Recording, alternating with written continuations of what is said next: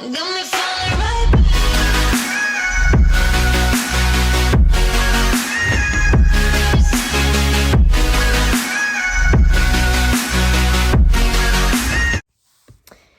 Hey guys, welcome back to my channel. So for today's video, I had a few different ideas. I wanted to do I had a poll on my Instagram, and I wanted to do the ways to stay positive during quarantine, which I actually just did a speech on, I think 2 days ago for my public speaking class, and it was really inspiring, and a lot of people liked it, so I thought I'd make a video about it.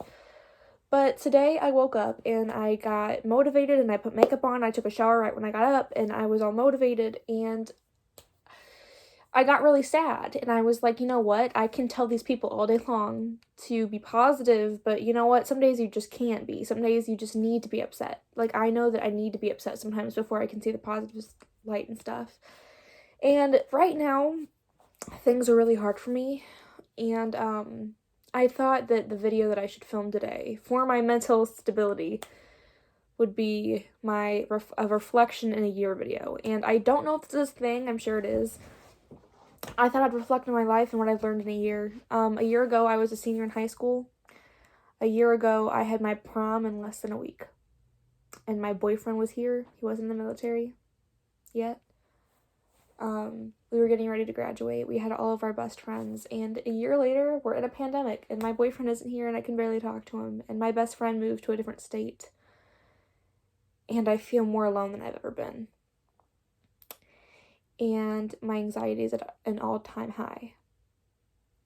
And it's really hard because I feel more alone, and that's what a big reason why I started this channel is because I felt alone, and I know that other people are probably feeling more alone than usual right now, so I made a channel, which I've always wanted to do. I just thought, there's more time now, people are feeling by themselves, and it's a confidence thing, and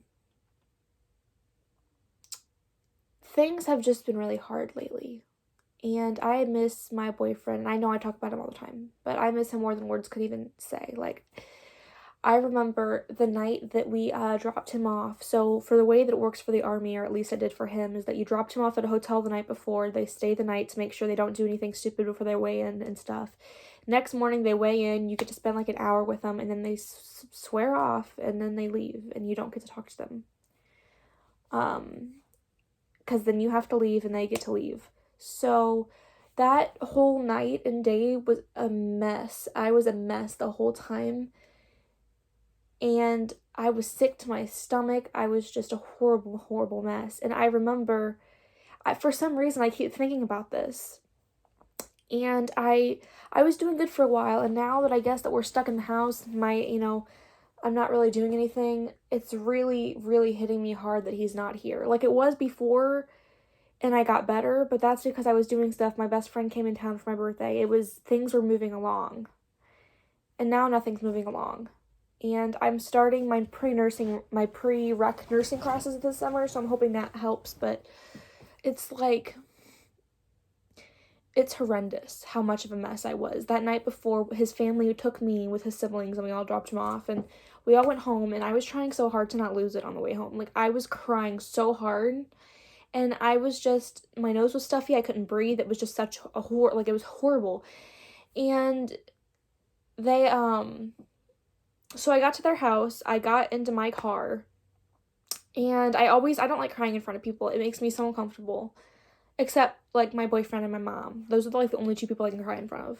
And my best friend. But I sat in my car, and I just closed my eyes and cried and screamed at the top of my lungs because I just couldn't release anything. I didn't want to make him feel bad about leaving, so I didn't want to tell him I was upset.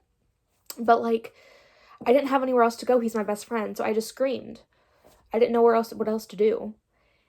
And I opened my eyes, and his car was sitting on the side of the road right directly in front of my car. And I opened my eyes and looked at his car that was no longer his car. And I lost it. And I was like, not only does this represent him being an adult, it represents me being an adult. It represents a new stage in our relationship. It represents everything. And it was just, we're not in high school anymore. We're adults. This is a real relationship. We're getting on with our careers and stuff. It was such a big thing. And I guess I felt like I was so dumbfounded and alone. And I remember the next day we spent time with him. And actually, on the way home, I didn't say this. On the way home, Dear Winter is a song by AJR, and my boyfriend had just showed me that song right before he left. And we listened to it. We had songs that we would constantly listen to together. On dates, we would go everywhere together. Like, we would drive around town just to drive with each other. Like, we just loved being around each other. And we still do. And we would always play that song together. And, I had never driven down the interstate without him before. Because he lived on the other side of the interstate. So I never had a reason to go on it unless I was going with him somewhere. Or going to him or something. And so it was my first time driving down the interstate without him. And I blared that song and just sang it and cried. That was the worst drive of my entire life. And it sounds so stupid because, you know, you're going to see him again. But it's just, it signified that he's not here anymore. And it signified that we're adults. I'm trying so hard not to cry. It signified that we are different people now. And we're still in love and we're still happy and we're still together. But it's right now, I can barely talk to him. I don't know when he's going to get his phone back. I don't know when I'm going to hear from him again. I haven't heard from him in about 2 days. It's not that long of a time, but it's just not knowing that is bothering me. If it's every few days, whatever, but it's not knowing, you know.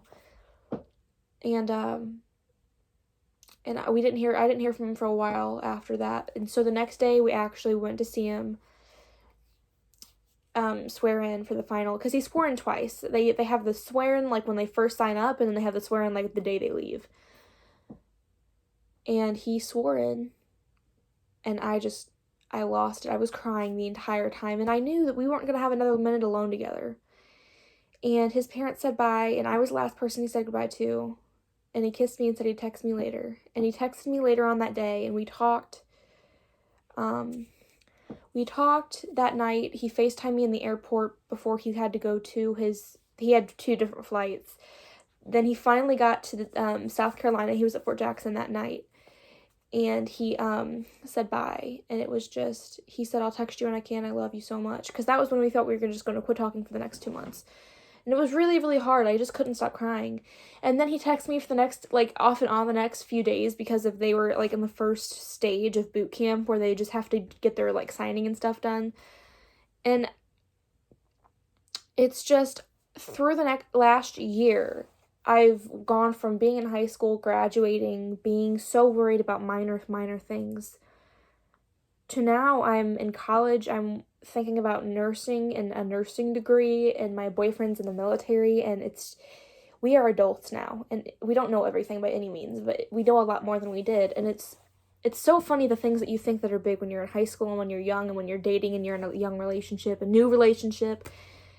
And now it's so different. Like, I'm worried about when I get to hear from him next. Me and him saw each other every day. We had passing period that we'd kiss and hug during every passing period. We had our last class of the day together every single day.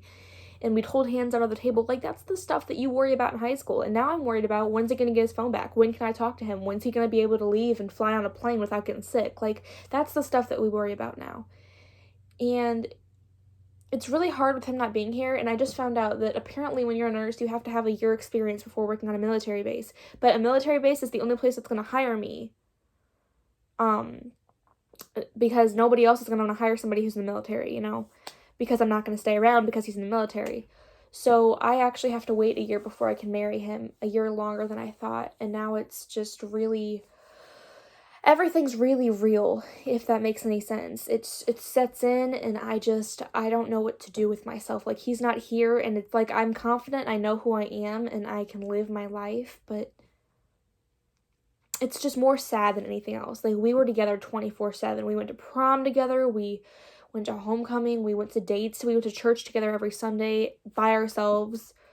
We were constant, and, you know, it was funny because he was my first real boyfriend. Like, I'd had boyfriends before, but I never went on a lot of dates with them, maybe a few dates.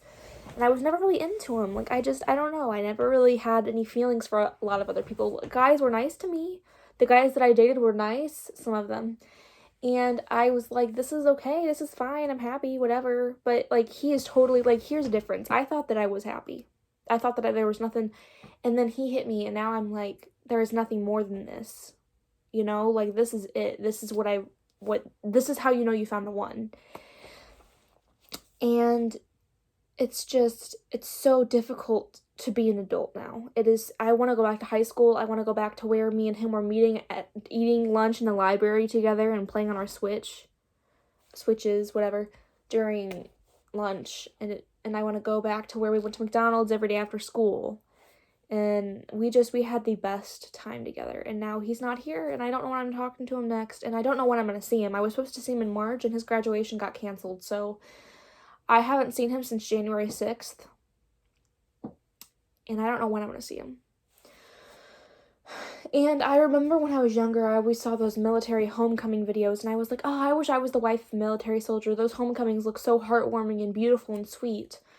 And if I could give anything to take it back, I would. Not because I don't like that he's in the military, but because this is not something that you wish for.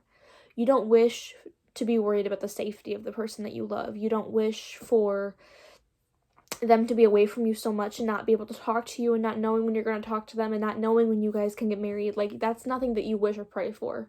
It's nothing that you should wish or pray for. And if I could go back, I would just tell myself to shut the hell up and just to be happy for what I had, you know. And it's just hard because not only am I locked in the house, but even if I wasn't locked in the house, I lost my best friend. Like, he's not dead or anything, but he's not here. So when I have to go to the store or anything, I can't go with him anymore. I can't go to the gym with him. We did everything together, and I don't know why it's all hitting me now, because I was okay for a while. I don't know why it's all hitting me now, but it is. And I just miss the crap out of him. And I think I've learned the last year that don't try to grow up. I wanted to grow up so bad. I wanted to have an adult relationship so bad. But if I knew it was going to be like this, I wouldn't have wanted it. Not because I don't like our relationship where it is, but because it's harder. And I would have, not that I don't want it ever, I would have appreciated where I was more.